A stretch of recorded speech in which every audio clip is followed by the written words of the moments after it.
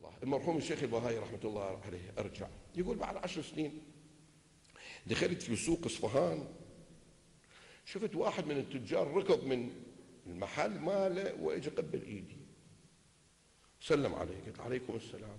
طبعا التجار انذاك كان لهم ملابس خاصه ومبين انه تاجر على كل.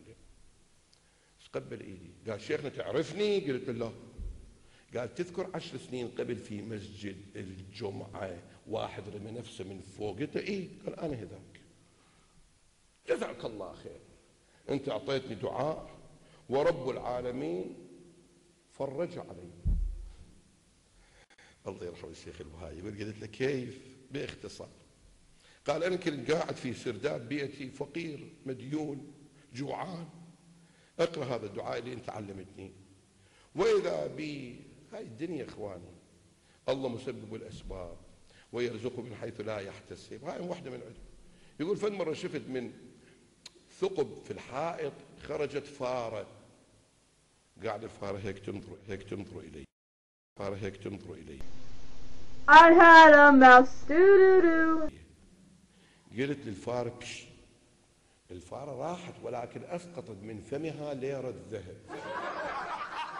الليره الذهبيه هاي كانت تكفيني الى شهر. الحمد لله جزاك الله خير يا شيخ بهاء الدين العامري.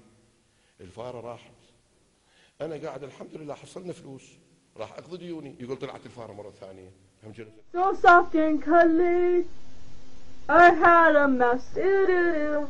He went to bite. هم جلست هيك تنظر الي. ايضا انا كشيت الفاره اسقطت ليره ثانيه، راحت طلعت ثالثه، راحت طلعت رابعه خامسه سادسه، الى ان حصلت 45 ليره ذهب بفلوس ذاك اليوم، مبلغ جدا قوي.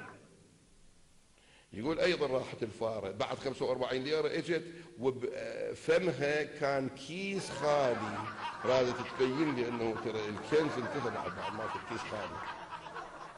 الله ممكن يعطي الانسان